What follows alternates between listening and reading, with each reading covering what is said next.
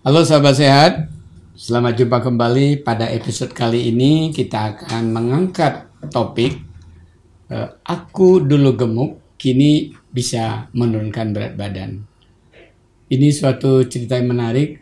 Di bumi Indonesia sekarang, 3 dari 10 orang dewasa mengalami kegemukan. Bahkan pada perempuan atau wanita, 4 dari 10 wanita mengalami kegemukan. Dan ini akan menjadi bahaya dalam kaitannya derajat kesehatan bangsa Indonesia di masa datang kalau kita nggak mampu menurunkan kejadian kegemukan. Lini podcast kali ini dengan host saya, Prof. Hardin, ingin mengangkat satu kisah yang menarik. Meskipun ini kecil bagaikan pasir-pasir di pantai, tapi mudah-mudahan ini ada manfaatnya buat yang muda. Untuk ini jangan lupa ya, selalu like, share, dan subscribe podcast yang ada di Lini Sehat ini. Baik, saya perkenalkan, ini dia Felicia Agatha Wardana. Dipanggil Felis atau Vel maunya? Felis boleh. Oke, dan izinkan kita panggil Kak, karena saya yakin adik-adik banyak daripada nonton bagaimana menurunkan berat badan selebriti di Korea, ya, yang pola makannya berbeda. Ini salah satu yang bisa mungkin dipetik hikmahnya. Gimana kabar Vel sekarang? Baik, Prof. Bagaimana Baik, ya. kabar, Prof? Ada luar biasa. Lagi kegiatan apa sekarang? Sekarang lagi fokus Banyak skripsi. santainya, banyak kegiatannya, banyak kegiatan. Banyak kegiatan skripsi dan lain-lain. Olahraga gimana? Masih setiap pagi. Masih ya. Walaupun tidak setiap hari, tapi Oke. diusahakan. Selamat, luar biasa. Tetap semangat ya sambil nyelesain skripsi. Sahabat sehat, kalau ingin nanti memerlukan bagaimana memaknai tentang apa itu obes, apa itu gemuk, di samping nanti kami juga cerita sedikit, tapi Lini Sehat punya ada namanya cakram ya. Cakram indeks massa tubuh, dari mengetahui berat badan, tinggi badan masing-masing dalam kilogram, tinggi badan dalam meter, kita tahu apakah indeks massa tubuh kita antara 18,5 sampai 25 yang dianggap normal secara umum. Meskipun ada juga batasan sampai 23,5 ya. Itu saja, dan silakan nanti ada di berbagai toko online bisa diperoleh. Vel, kembali ke cerita kenapa kita ngobrol-ngobrol sekarang. Pada usia berapa Vel merasa tadi puncak kegemukan sehingga merencanakan, gua nggak mau gemuk lagi deh. Waktu itu saya merasa paling gemuk itu kelas 8 atau kelas 2 SMP. Kelas 2 SMP ya. Ya, itu sampai 76 kilogram. 76 kilogram ya. Boleh tak nilai di sini? Ya, boleh. Atau Vel yang mau menilai? Jadi 76 kilogram ya. Ini kita putar, ada angka 76 nih, antara 70-80. Dengan tinggi badan kita harus tanya nih, dibocorin gak ya sama Felis? Mungkin saat itu masih 165 cm. 165 cm, kita putar ke 165, tadi 76. Jadi indeks massa tubuhnya nih sekitar 27,5 ya. 27, 27,28 ya, hampir 28. Jadi kalau klasifikasi Kementerian Kesehatan kan antara 18,5 sampai 25 normal. Ini berarti termasuk gemuk ya, tapi belum obes. Nah, dari sisi pengetahuan Vel saat itu, maksud Felis muda banget ya, sekarang masih muda juga. Apa sih penyebab kok Felis gemuk waktu itu? Ada bisa introspeksi nggak sekarang atau setelah belajar ilmu gizi? Oh ternyata dulu karena gini gitu. Apa gininya itu ya?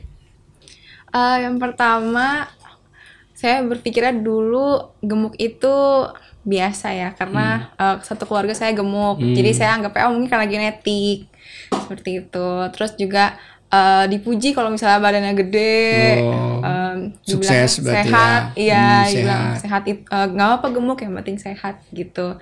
Jadi ya saya santai-santai aja gitu. Terus ada faktor lain lagi yang menurut Vel? Terus mungkin kebiasaan makan ya.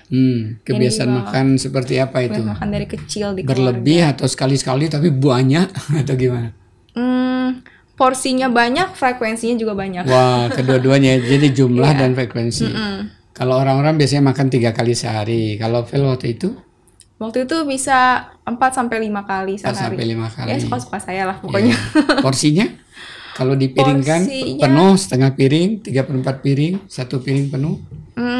Nasinya bisa 1 piring malah. Wah, nasinya lebih banyak Iya, nasinya dibanding banyak. lauk sayur. Tapi doyan sayur nggak sih, Vel? Dulu nggak suka. Dulu nggak Tiap suka. kali kalau misalnya ada mie goreng yang pakai sayur atau nasi goreng yang pakai sayur, itu selalu saya pisahin sayurnya. Oh, untuk diberikan ke mama papa gitu Iya. atau untuk untuk si kakak kucing. saya. Oh iya, tapi Iya. dipisah begitu, berarti yang mie nasinya dimakan, sayurnya buat yang lain. Oke. Kalau buah gimana? Buah dulu jarang juga makan buah. Jarang makan buah. Oke. Iya. Kemudian dari sisi aktivitas fisik, Dulu itu karena di sekolah masih ada pelajaran penjaskes ya, olahraga. Jadi ya cuman saat sekolah aja gitu ya, olahraga. berapa kali satu minggu? Seminggu sekali. Seminggu sekali. 2 jam sekolah pelajaran ya. 2 jam pelajaran ya. 100 menit lah. Ya, artinya kalau dianjurkan oleh Kemenkes kan minimal 3 kali satu minggu, berarti masih kurang ya waktu sekali. Masih kurang. Oke, jadi makan banyak, aktivitas fisik masih kurang. Kemudian tadi lingkungan ya, secara sosial mendukung Iya. untuk menyatakan gemuk is healthy gitu ya. Oke, ada lagi yang lain? Mungkin ada mengalami stres, pekerjaan PR banyak barangkali enggak? Mungkin saat itu enggak ya Prof, karena saya juga kebetulan untungnya jadi saya kurang suka ngemil gitu. Kayak orang-orang lain sambil nunggas sambil ngemil gitu kan. Oh, jadi makan tadi frekuensinya tinggi karena nggak ngemil, tapi jadi tersisip 2 kali mil tambahan selain 3 mil ya, jadi 4-5 mil. Oke, kalau misalnya sering berada di lampu merah kan kita sering kena polusi ya, karena kendaraan mengeluarkan asap dan sebagainya. Apa merasa sering kena polusi di zaman itu? Kayaknya sering ya. Saya dulu kan pulang naik angkot. Ya, jadi karena polusi kan dalam teorinya jadi banyak radikal bebas ya, penjahat-penjahat yang bisa memperlambat proses metabolisme. Harus jalan kaki jauh gitu. Iya. Oh, kalau sering jalan kaki bagus dong. Jalan kaki tapi cuma sedikit doang. Oh buat naik iya, angkot. dapat angkot terus naik angkot ya. Dan polusinya Oke. banyak karena kebetulan sekolah juga di tengah kota kan. Jadi Polusinya baik tinggi. sahabat sehat, kita udah dapat cerita nih bagaimana menurut Felis terjadi peningkatan berat badan yang dari sampai 76. Nah sekarang kan waktu itu nggak boleh tahu tahunnya ya, kelas 2 SMP atau kelas 8. Berarti sekarang barangkali bisa dikatakan hampir 10 tahun ya. Iya, hampir Nah, 10 tahun. kelas berapa SMP mulai Felis sadar bahwa ini harus diturunkan. Saya nggak mau seperti ini. Kelas 8 juga tapi semester 2. Oh, semester 2. Semester 2. Oke, ada siapa yang menginspirasi atau siapa yang memberitahu atau apa yang dibaca, apa yang ditonton sehingga berubah pikiran. Ini sebenarnya gemuk itu bukan hal yang biasa-biasa. Waktu itu sebenarnya awalnya itu disuruh ngurusin badan sebenarnya Oleh oleh om saya karena sepupu saya mau nikah. Jadi supaya muat dressnya. oh, udah disiapin baju untuk among tamu. Ya, jadi pagar ayu gitu. Berapa bulan sebelumnya tuh? Setahun sebelumnya udah dikasih tahu. Oke. Iya. Oh, 1 tahun. 1 tahun Oh, sebelumnya luar udah dikasih biasa. tahu. Terus tapi kayaknya masih santai-santai. Ya kayak masih nganggap enteng. Iya. Terus kebetulan kakak saya dulu nyoba intermittent fasting dan berhasil tuh jadi lebih kurus. Berapa lama? Saya lupa tapi lumayan 6 cepet bulan. sih. Oh, berapa bulan? Lumayan Oke. cepet karena ya banyak minum air Iya, terus. iya. Terus Vel ikut. Perbedaan berat badan itu yang bikin saya khawatir karena kakak saya makin turun, saya makin naik berat badannya. Jadi iya. kakak saya waktu itu udah 80 kilo, saya 76 kilo. Nah, saya nggak mau sama berat badannya sama kakak saya. Tapi belum menerapkan cara yang sama, yang intermittent fasting. Enggak, Oke, karena saya demen ini ya, doyan makan Iya, sebenarnya. iya. Jadi saya Iya, nggak rela, Iya, iya. nggak rela Iya, cuma 1 kali iya. makan sehari. Gitu. Jadi kemudian gimana jadinya? Jadi terinspirasi karena akan pesta nih pakaian udah nggak bakal muat, dinasihatin nurunin berat badan. Ya. Oke. Terus lihat Nggak kakak. ada pikiran bahwa kalau berat badan turun untuk tambah sehat, nggak ada pikiran waktu itu ya? Enggak, belum, Oke. belum. Itu baru ngerasa dampaknya setelahnya itu. Iya. Jadi ya karena disuruh itu tadi, terus lihat kakak berat badannya semakin mendekati saya atau saya mendekati berat badan. Merapat ya. Iya, jadi merapat itu. Jadi saya nggak mau seberat kakak saya gitu. Jadi Oke, saya motivasi kedua ya. Nah, kemudian terpikir cara apa? Tadi kan kakak cara intermittent tapi tidak mau cara itu. Jadi terpikirnya waktu itu cara apa yang dilakukan? caranya yang pertama saya ngurangin frekuensi makan. Jadi waktu dulu itu saya makan sehari bisa 5 kali. Sarapan, terus nanti di istirahat pertama jam 10 saya makan. Istirahat kedua sekitar jam 12-an itu saya makan lagi. Nanti pulang sekitar jam 2 atau jam 3 Makan lagi. Malam makan lagi. Wah, luar gitu. biasa. Dan itu biasa dibekalin dari rumah itu nasi sama ayam goreng sama bumbu kremesannya itu Tanpa sayur. kayak gitu aja gitu. Satu piring besar ya bisa dilihat. Terus siapa yang memberitahu atau menginspirasi Vel bahwa kurangi frekuensinya? Itu cara sendiri atau ada yang memberitahu? Cara sendiri sih sebenarnya, tapi sambil saya baca-baca juga, baca-baca artikel, lihat-lihat. Dulu YouTube itu belum ada YouTube ya. belum Media sosial paling apa ya? Kayaknya Instagram belum populer di era itu. Paling kalau di Instagram baru naik sih. Ya, YouTube sama bukan, Facebook sama ya paling googling aja googling sih. Oke. Googling aja. Nah, selain itu, selain mengurangi frekuensi, apalagi yang dilakukan? Saya ngurangin porsi nasi. Porsi nasi dikurangi, diperbanyak apa? Sayur. Itu juga dari baca-baca. Baca-baca. Saya kan dulu nggak suka makan sayur, jadi kalau misalnya ada makanan yang campur dengan sayur, saya usahain nggak dirasa-rasa lah sayurnya gitu. Jadi telan tadi nggak suka ditelan, nggak didapat omongan dari orang tua. Oh, lu dimakan sedikit, tadinya makan banyak, enggak sih, karena orang tua juga tahu kan disuruh kurusin badan semua. Oh iya, jadi udah sepakat semua ya. Ya, udah sepakat. Cuman dari orang-orang sekitar yang mungkin bilang, makan nasinya dikit banget, kayak gitu-gitu. Paling jangan kurus-kurus, padahal saya belum kurus. Karbo dikurangi, sayur ditambah, buah juga. Mulai dimakan lebih banyak. Kemudian frekuensinya dikurangi. Kalau aktivitas gimana? Aktivitas, karena kebetulan waktu itu saya udah mulai kelas 9 itu udah mulai bimbel. Jadi saya dari sekolah ke tempat bimbel itu yang dimana orang biasanya naik angkot, saya jalan kaki. Jalan kaki, berarti meningkatkan jalan kaki ya. Ya, itu olahraga paling mudah. Hampir setiap hari. Ya, Senin, Rabu, Jumat. 3 kali seminggu ya. Wah, udah ikuti anjuran Kemenkes itu ya. Minimal 3 kali seminggu, tapi ada lagi kegiatan olahraga rutin yang oleh sekolah kan, Penjas tadi ya. Oke, kemudian berapa lama, terus berapa kilo akhirnya? Akhirnya karena waktu itu masih adaptasi ya, jadi saya masih suka cheating gitu. Jadi satu tahun, bukan makan malam ya, kayak misalnya ada acara. Oh, jadi pas mau wedding itu udah tercapai? Itu pas mau wedding itu baru turun 8 kilo.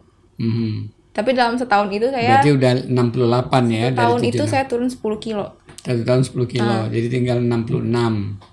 Ya, 66. Terus pesta terjadi, baju udah muat. Nah, waktu pesta itu baru turun 8 kilo tuh. Oh, baru 8 kilo. Belum sampai tapi setahun. Baju udah siap, udah pas. Nah, malah jadinya kegedean. Karena diperkirakan hanya turun 2-3 kilo ya? Iya. Nah, terus gimana? Kok bisa terus turun lagi, gimana? Mungkin karena merubah kebiasaan makan. Masih yang tadi dilanjutkan? Mungkin merubah kebiasaan makan, terus ditambah lagi tiap weekend sepedahan gitu. Oh, ditambah aktivitas fisik lagi. Oke. Jadi tahun berapa itu? Atau ketika kondisi apa? Ketika mahasiswa semester berapa kok udah tercapai 50 berapa? 6? 58. Itu kelas SMA? SMA kelas 2 mau ke kelas 3, kelas 2. Oke, jadi selama hanya 3 tahun ya. Dari kelas 2 SMP semester 2 sampai SMA kelas 2 itu kan 3 tahun ya. Ternyata sudah bisa dari 76 kilo menjadi 58 kilo. Iya. Ada celebration apa waktu itu suksesnya? Enggak sih, saya malah enggak apa ya. Ini sih tips Nggak ada dapat pujian dari siapa, teman, wih kok kamu sekarang bisa langsing gitu. nggak ada? Malah pada bingung.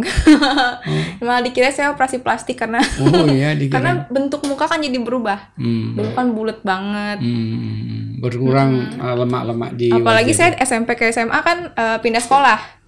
Jadi nggak banyak yang tahu saya sebelumnya kayak gimana. Terus teman-teman SMP saya nggak tahu Jarang setelah kenal saya. SMA saya Oke. kayak gimana gitu. Nggak seperti sekarang selfie-selfiean, dulu belum ada ya, jadi nggak terpantau Iya. perubahan wajahnya ya. Oke, nah kemudian kan ada tahap mempertahankan berarti kan? Iya. Setelah kelas 2 SMA, terpapar kan akhirnya masuk gizi. Sejak kelas berapa di SMA atau di SMP kepikir ingin mendalami gizi? Semenjak SMP, iya semenjak karena saya turunin berat badan itu. Sejak Jadi turun saya berat badan. tertarik, iya, Mm-mm. tertarik dengan gizi, dengan makanan. Kayak oh ternyata berpengaruh itu ya makanan dengan tubuh saya gitu. Wow, dari situ terinspirasi ya. Iya.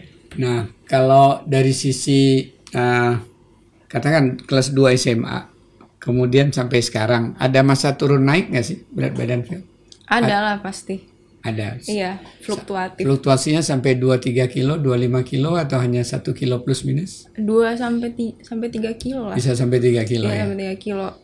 Iya. Nah, ketika naik 3 kilo, wow, ini gimana tuh cara Phil untuk menurunkan lagi? Dengan prinsip yang sama tadi atau ada hal yang lain?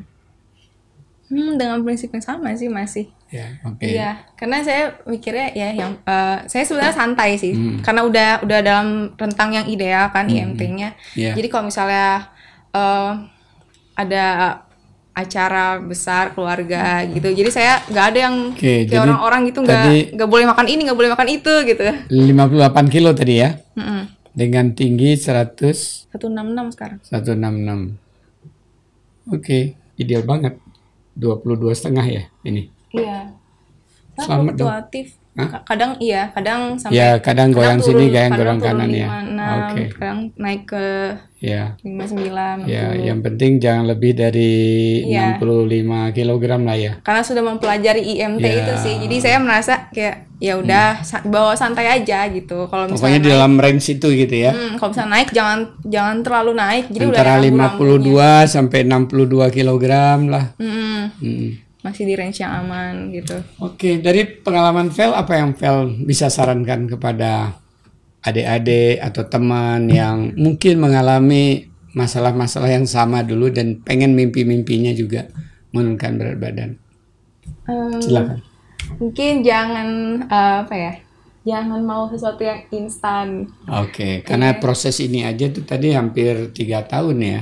Iya, Jangan sesuatu yang instan. Iya, proses dari kita sebelum gemuk ke gemuk pun juga itu kan lama. Masa Iya, kita iya. dari gemuk mau normal butuh cepet Berapa gitu. lama dari menjadi gemuk SMP itu?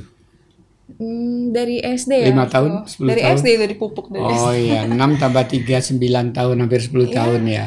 Sekitar segitu Oke, lah. jangan berpikir bahwa menurunkan berat badan itu bisa instan. Kalau instan pasti dia seperti kakak ya, Iya, biasanya gitu. naik lagi. Karena kan kita ada perasaan mau balas dendam ya. Iya, karena kebiasaan makannya terlalu jauh. Jadi merasa tersiksa waktu lagi menurunkan berat badan. Iya. Gitu, karena pengennya cepet. Oke, yang kedua apalagi Vel sarankan?